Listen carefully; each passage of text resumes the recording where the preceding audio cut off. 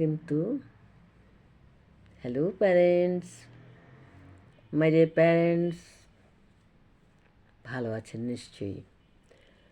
গতকাল আমি বলেছিলাম আজ আপনাদের সাথে আমার আবার দেখা হবে।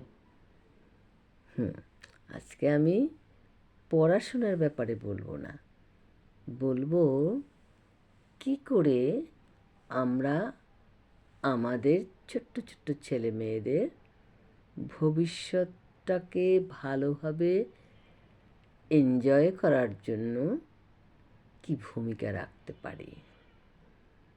That means our responsibility to establish their future in a perfect way. আচ্ছা, আমরা অনেক মা বাবারা আক্ষেপ করি, কাউকে হয়তো বলি না, কিন্তু নিজেরা নিজেরা বলা বলি করি, আরে ও অত মিথ্যা কথা শিখলো কী করে, ও কেন এত মিথ্যা কথা বলছে। খুব সহজ। আমি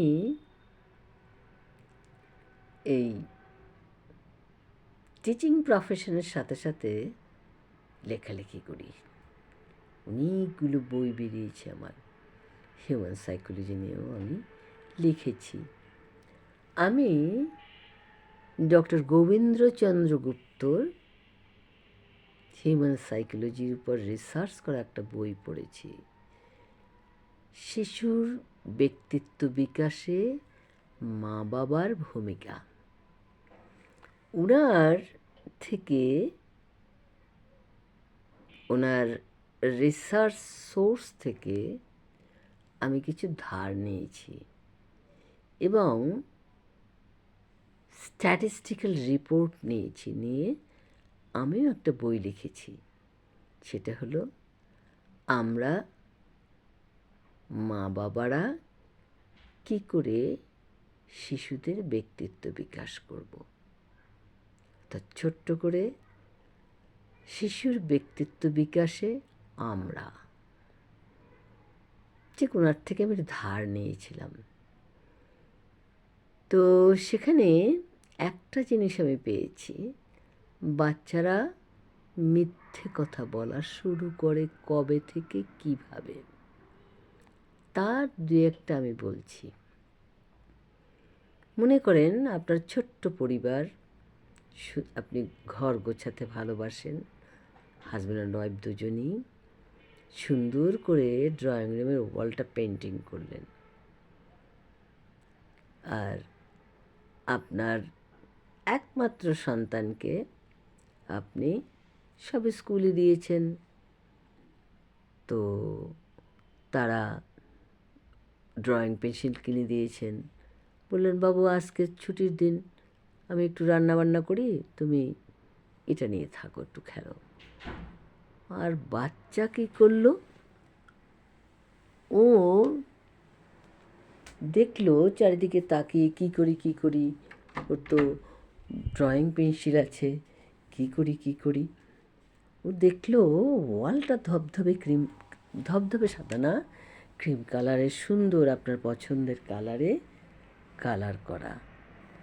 তখন ও কী করলো, মনের মাধুরী মিশিয়ে সেই ওয়ালে নানান রকম ছবি আঁকলো, ওর ছোট শিশু মনে যা মনে হয়।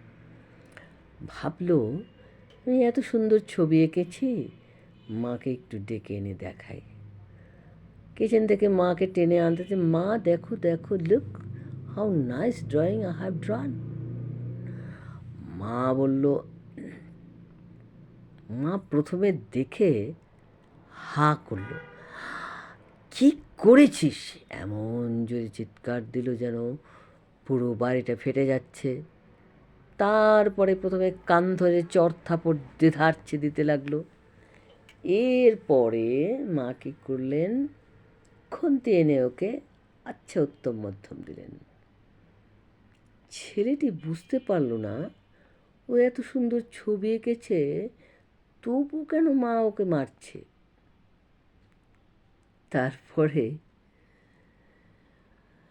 ও ভাবল যে মা বোধহয় ছবি আঁকাটা পছন্দ করে না। কিন্তু আপনি কিন্তু ইজিলি বলতে পারতেন, বাবা তুমি ছবি এঁকেছো, খুব সুন্দর হয়েছে, কিন্তু বাবা এখানে আঁকতে হয় না, এখানটা এরকম ভালো লাগে। আমি তোমাকে কোনটা ভালো কোনটা মন্দ তোমাকে আমি শিখিয়ে দিচ্ছি। এই যে তোমার ড্রয়িং বুকগুলো, ড্রয়িং কপিগুলো, এখানে তুমি সুন্দর করে ছবি আঁকো। সেটা না বলে হাজব্যান্ড ঘরে ঢোকার সাথে সাথে তোমার গুণধর ছেলে অথবা তোমার গুণধর মেয়ে এই এই এই করেছে, হাজব্যান্ড আর এক ধমক দিল। শেষে কী হলো, দিন চলে যায়, দিন চলে যায়। আর একদিন ছেলে ঘরের মধ্যে বসে ক্রিকেট খেলতে খেলতে বল গিয়ে পড়ল আপনার ইম্পোর্টেড ফ্লাওয়ার ভাজের উপরে, পড়ে ঝনঝন করে পড়ে চুরমার ফেটে গেল। তখন আপনি শব্দ পেয়ে দৌড়ে এলেন, আবার ভেঙেছিস তুই, তোকে বলেছি না এভাবে করতে হয় না। কিন্তু ছেলেটা এবার আর বলল না যে ও নিজে করেছে। সে বলল ওর বাসায় যে কাজ করে মেয়েটা, বললো আমি না আপু করেছে, আমি কেন করবো এত সুন্দর ফ্লাওয়ার ভাসটা ভাঙবো। মা বলল সত্যি বলছিস? বলল হ্যাঁ আমি সত্যি বলছি, আমিনা আপুই ভেঙেছে। মার কি পড়লো আমিনা আপুর উপরে। আর বাবা মা দুজন যখন বাইরে চলে যায়, আমিনার অবলম্বন ওই ছেলেটি। আমিনা পড়ে পড়ে মার খেলো এবং সেও মিথ্যা কথা বললো ওকে বাঁচানোর জন্য। হ্যাঁ খালাম্মা, আমি এরকম ঘর মোছার সময় টেবিলে নাড়া দিয়েছিলাম, ওটার মধ্যে তো ফুল ছিল না, ওটা পড়ে ভেঙে গেছে। তাহলে দেখেন, আপনার একটা ভুলের জন্য দুজনে মিথ্যা কথা বলা শিখল। এই হলো মিথ্যা কথা বলার প্রথম সিঁড়িতে পা। এরপরে আপনার সন্তান মনে করে বাহ মিথ্যে কথা বললে তো রেহাই পাওয়া যায়, মার খাওয়া যায় না, বকা যায় না, বরং মা বলল তুমি দেখে রাখবে জিনিস, কেউ যেন না ভাঙে, আর আমি না, তোর আজকের ভাত বন্ধ। আমি না কী করলো, আপনার উপর রেগে গেল, কিন্তু প্রকাশ করার তো উপায় নেই, গরিব কাজের মেয়ে। শত্রু তৈরি হলো, আপনার একজন শত্রু। আপনি যখন বাসায় থাকবেন না, আপনার শিশুর নিরাপত্তা কী? আপনি নিজেই এই প্রবলেমটা তৈরি করলেন। এরপর আমরা মা বাবারা আর একটা জিনিস ভুল করি, সেটা হলো মনে করেন আপনার দুটো বাচ্চা, একটা পড়াশোনার মধ্যে নিমগ্ন থাকে, খুব ভালো রেজাল্ট করে, আর একটা পড়াশোনা traditional English, math, science, geometry এইসব পড়তে তার ভালো লাগে না। টেন্স পড়ো, নাম্বার পড়ো, ভোকাবুলারি পড়ো, এসব ওর পড়তে ভালো লাগে না, ওর গান করতে ভালো লাগে। ও যখন গান করে খুব সুন্দর গান করে, সাউন্ড হয়। কিন্তু আপনার ওসব আর্ট কালচার ভালো লাগে না। আপনার চান বন্ধুর ছেলেরা ভালো রেজাল্ট করে, ক্লাসে ফার্স্টে, আপনার ছেলেদের ফার্স্ট হতে হবে। আপনি ক্রমাগত প্রেশার দিতে থাকেন, কিন্তু আপনি ভুলে যান একটা গ্লাসে 1 গ্লাস পানি ধরে, আপনি 8 বালতি পানি ওর মধ্যে রাখলে ওই 1 গ্লাস পানিই থাকবে। সে পানিটা হলো ওর মিউজিকের ভোকাল। তো যাই হোক, এরপরে আপনি ওকে নেগলেক্ট করতে থাকবেন। আপনার ক্রমাগত নেগলেক্টিংয়ের জন্য একসময় ও নিজের অস্তিত্বটাকেই নিজে নেগলেক্ট করবে, ফ্রাস্ট্রেটেড হবে, আস্তে আস্তে ও নির্জীব হয়ে যাবে, এক কোণে বসে থাকবে, স্কুলে যেতে চাইবে না, ওবেসিটি রোগ হবে এবং একসময় ও মানসিক ভারসাম্য হারিয়ে ফেলবে। এটা আপনার কাঁধের উপর একটা বড় বোঝা। এই বোঝাটা তৈরি করেছেন আপনি যত্নের সাথে। এরপর দেখা গেল মানুষ কেন ক্রিমিনাল হয়, এটার জন্য আপনারাও যেমন দায়ী, স্কুলের টিচাররাও দায়ী। স্কুলের টিচাররা কী করে, যে দেখো সাপোজ শামীম আর লাবিব তো লাবিব ক্লাসের ফার্স্ট বয়। শামীম ইস মানে এক্সট্রা কারিকুলার অ্যাক্টিভিটিস খুব ভালো পারে। তো শামীম খুব সুন্দর সুন্দর এক্সট্রা কারিকুলার অ্যাক্টিভিটিস করে, যে বিভিন্ন জিনিস বানায়, মাটির তৈরি জিনিসের সুন্দর কালার কম্বিনেশন করে শো পিস বানায়, সেগুলো এক্সপোর্ট করা যেতে পারে, এত সুন্দর। কিন্তু ওর ওই ট্র্যাডিশনাল ম্যাথ এগুলো ভালো লাগে না। তো ক্লাসের টিচার প্রথমেই বলে, ইউ গুড ফর নাথিং, কিচ্ছু পারো না, কিচ্ছু পারো না। ও দু একবার বলতে চায়, ম্যাম আমি তো এগুলো আঁকি, সবাই তো প্রশংসা করে, এক্সিবিশনে হয়। তখন বললো, এগুলো দিয়ে কী হবে, তুমি লেখাপড়ায় যদি না জানো। দেখেন, আমরা ডেভেলপিং কান্ট্রিতে আছি, হ্যাঁ ডেভেলপিংই থেকে যাবে চিরদিন। আমরা ডেভেলপড কান্ট্রির মতো স্ক্যাপার কোনো দিন হতে পারবো না। ওদের শেষ সিঁড়িটার নিচে আমরা বসে থাকবো। কারণ আমাদের একবার মনে হয় না যে ছেলেটা ইসিএ অ্যাক্টিভিটিস এবং ক্রিয়েটিভ জিনিস, তাদের মধ্যে যে ক্রিয়েটিভিটি আছে সেটাকে কাজে লাগিয়ে সেটাকে আমরা পিকে তুলে নিতে পারি, এ কথাটা আমাদের কখনো মনে হয় না। সে কারণে কী হয়, আস্তে আস্তে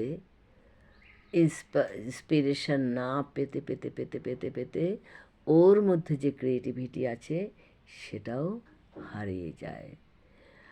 আর ও আস্তে আস্তে আস্তে আস্তে স্কুলে যাওয়া ছেড়ে দেয়। স্কুলে গেলে পরে টিচাররা এরকম বলে, কম্পেয়ার করে, লজ্জায় মাথা নিচু করে থাকে, যতটুকু পড়াশোনা করতো ততটুকু ভুলে যায়। আস্তে আস্তে সে বাজে বন্ধু বান্ধবদের সাথে মেশা শুরু করে, পাড়ার ছেলেদের সাথে মেশা শুরু করে যারা এডিক্টেড, সিগারেট খায়। সিগারেটের মধ্যে আর তো জানেন যে অসাধু ব্যবসায়ীরা মোড়ে মোড়ে পান সিগারেটের দোকান করে, সেখানে তার মধ্যে কত রকম ওষুধ মিশিয়ে দেয়, যে কারণে ওটা খেয়ে তারা এডিক্টেড হয়ে যায়। কি বলবেন আপনি? হয়তো একদিন দেখবেন আপনার অনেক বয়স হয়ে গেছে, আপনার ছেলেটা, না হয়তো আপনি দেখবেন একদিন নিখোঁজ হয়ে গেছে, ভালো লাগছে না, বাড়িতে আপনাদের নিগ্রহ, স্কুলে টিচারদের নিগ্রহ, ও একদিন নিখোঁজ হয়ে গেল। ও ড্রাগ নিতে নিতে নিজেকে নিজেই হারিয়ে ফেলল।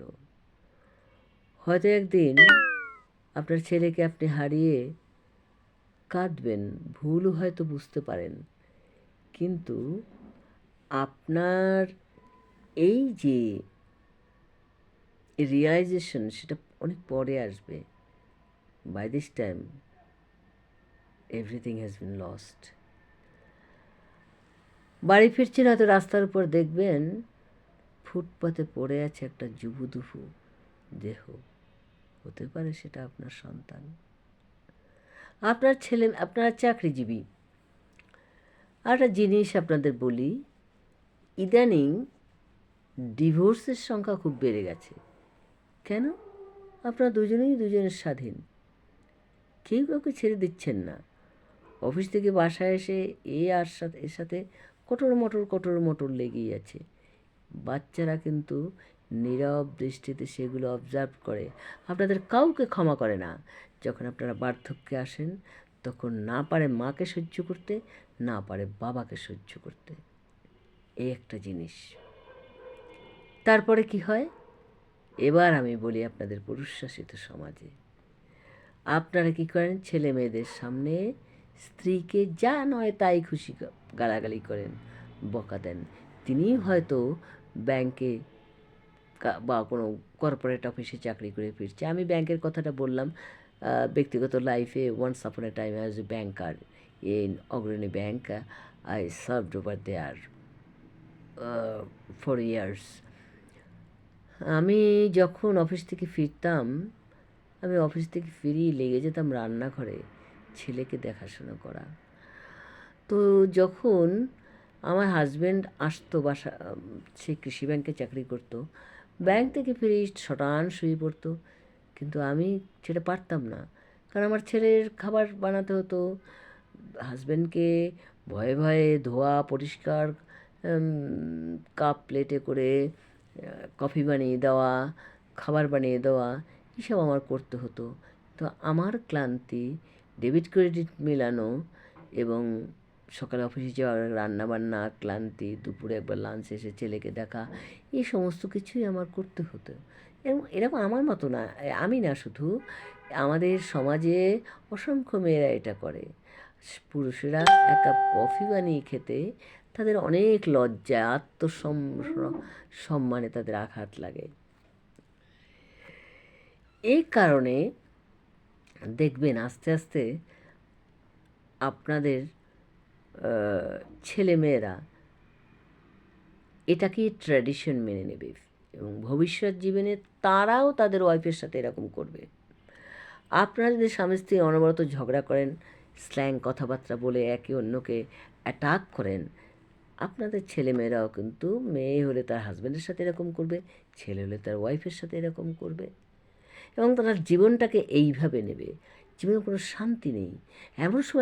এমন একটা সময় হয়তো আসবে তারা বিয়েই করতে চাইবে না। আরে বিয়ে করে লাভ কী? বাইরে গার্লফ্রেন্ডের সাথে ঘুরে বেড়াই, বয়ফ্রেন্ডের সাথে ঘুরে বেড়াই, বাড়িতে এসে সটা নিশ্চিন্ত। কী হবে বিয়ে করে? এটার যে প্রেক্ষাপটটা, এটা কিন্তু আমরাই তৈরি করে দিচ্ছি। না, সেটা করা যাবে না। আর একটা জিনিস আপনারা যেটা করেন, বাড়িতে এসে যে যারা অফিসের গল্পে মশগুল হয়ে যান, বাচ্চারা কিন্তু তীর্থের কাকের মতো আপনাদের পথের দিকে চেয়ে থাকে। কখন বাবা আসবে, কখন মা আসবে, কখন আমাদের সাথে গল্প করবে। আমি আজকে নুডলস বানাতে পেরেছি, জানো মা, মা আমি আজকে নুডলস বানাতে পেরেছি। আপনি যদি তখন বলেন, আরে রাত তো, আমি সারাদিন পরিশ্রম করে আসছি, বাড়ি এসেছিস, ভালো করেছিস। আবার বাবাকে বলল, বাবা জানো আমি কাগজের নৌকো বানাতে পারি।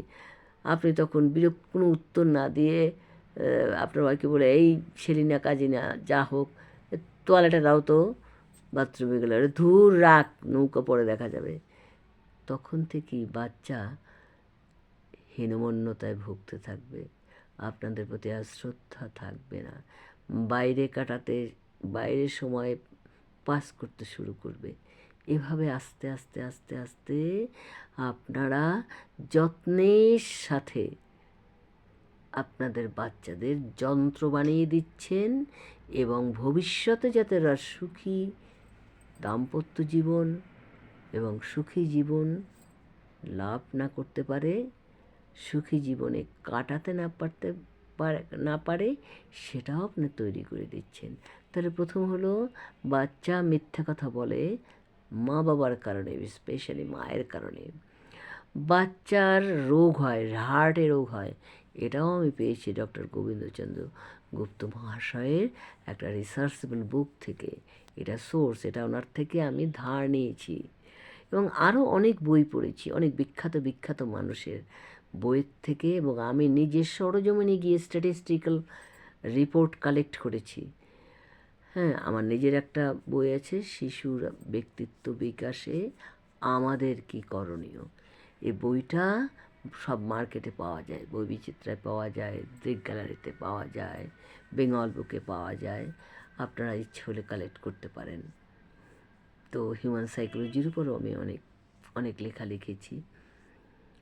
তো যাই হোক, আপনাদের কাছে একটা শেয়ার করি, আমি জীবনে প্রেমের কবিতা লিখিনি। আমার প্রেমের কবিতা লিখতে ভালো লাগে না, তার মানে কি আমি প্রেম করিনি? হ্যাঁ, আমার হাজব্যান্ডকে আমি প্রেম করেই বিয়ে করেছি, কিন্তু আমি প্রেমের কবিতা লিখিনি। আমি বড় বাস্তব, আমি সব কিছু খুঁটিয়ে দেখি। আমি একটা বাচ্চার দিকে তাকালে বুঝতে পারি সে বাচ্চাটার মনের মধ্যে কী চলছে। হোয়াট এভার এলস, যেটা বলছিলাম, বাচ্চা মিথ্যা কথা বলে আমাদের কারণে, বাচ্চা ক্রিমিনাল হয় আমাদের কারণে, বাচ্চার ড্রাগ অ্যাডিক্টেড হয় আমাদের কারণে, বাচ্চার ভেতরের প্রতিভা দূর হয়ে যায় আমাদের কারণে, বাচ্চাদের মধ্যে হিংসাত্মক মনোভাব তৈরি হয়, তা ইভেন বাচ্চারা অন্ধকার জগতের বাসিন্দা হয়ে যায় আমাদের কারণে। তো আমি একজন ক্ষুদ্র মানুষ, একজন শিক্ষক, 40 বছর শিক্ষকতা করেছি। এই সাথে সাথে আমি লিখি, অনেক বই আমার বাজারে বেরিয়েছে, বেশিরভাগই আমি হিউম্যান সাইকোলজির উপর লিখি। এছাড়া উপন্যাস, গল্প, উপন্যাস, কবিতার বই, প্রায় 20,000 কবিতা লিখেছি আমি। এর মধ্যে খুঁজে পাবেন না একটাও প্রেমের কবিতা, সবই মানুষের মন, এইসব নিয়ে লেখা। আর আমি শিশুদের এবং মানুষের যেটাকে বলে চাইল্ড সাইকোলজি এবং হিউম্যান সাইকোলজির উপর আমি লিখেছি। আমার এই কথায় যদি আপনাদের একটু উপকার হয় অবশ্যই আপনারা কমেন্ট করবেন। Thank you very much. দেখা হচ্ছে আবার আগামী দিন।